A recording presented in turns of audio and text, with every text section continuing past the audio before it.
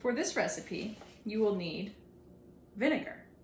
You can use balsamic, apple cider, white vinegar, whatever you have on hand. You'll need oil, any oil you have, canola oil, vegetable oil, avocado oil, olive oil. You'll also need mustard. Any mustard will do, whole grain, yellow mustard, whatever you have. Garlic powder, basil, oregano. You'll need these 3 spices. You can also change the spices around to your preference.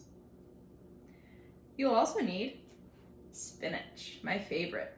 Spinach is very high in vitamin C and vitamin K, also high in calcium for strong bones. Now, you'll need some black beans. Black beans, very high in calcium, very high in protein, iron, and fiber to keep you full. You'll also need tomatoes. Tomatoes are very high in folic acid, they're very high in antioxidants, vitamin C, folate, vitamin K, all kinds of great things. I use canned tomatoes. You can use canned, fresh, again, whatever you have on hand. The last thing you'll need for this recipe is red onion. Red onion is very high in antioxidants and fiber as well, like all fruits and vegetables to keep you full, and vitamin C. Lots of great nutrients in this meal. Let's get started.